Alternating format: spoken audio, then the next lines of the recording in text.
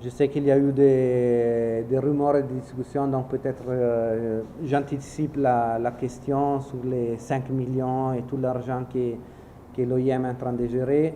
Je fais remarquer aussi que, comme on vient de le dire, d'abord, on est en train de, dès que les financements seront confirmés, l'ambassade des États-Unis fera aussi une communication officielle. Comme d'habitude, l'OIM travaille avec les partenaires, les bailleurs de fonds et l'État haïtien pour gérer les financements qui sont impliqués.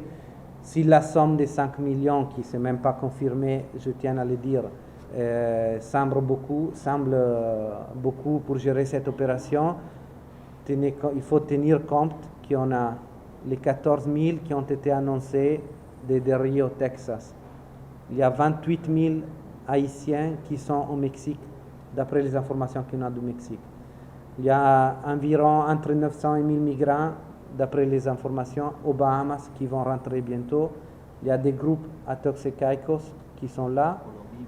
Il y a en Colombie environ 20 000 personnes. Et il y a tout un mouvement de migrants haïtiens parmi les autres migrants de la région qui sont en train d'arriver, de se diriger vers la frontière du Mexique. Donc, si on prend en compte l'assistance qu'on devra donner à toutes ces personnes, on doit se préparer à la pire situation. Donc, on a même des moyens limités pour faire face à tout ça. Et tout ce que nous faisons déjà rentre dans la logique de leur donner quelque chose pour arriver au pays, trouver peut-être un endroit où rester, reprendre contact avec la famille, et répondre aux premiers besoins des enfants, des bébés surtout. Et s'il y a d'autres besoins médicaux, l'OIM a déjà pris en charge avec l'ONM, avec les autres partenaires. Les gens qui doivent rester à l'hôtel sont aussi pris en charge.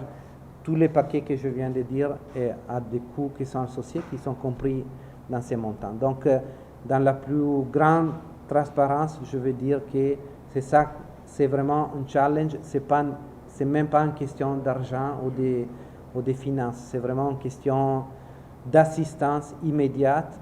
Et je termine en disant que si on regarde la situation et si on pense, si jamais si l'ONM n'était prêt à faire cette assistance, si l'OIM n'était pas là pour faire l'assistance, si les partenaires n'étaient pas à l'aéroport, imaginez-vous dans quelle situation on serait aujourd'hui.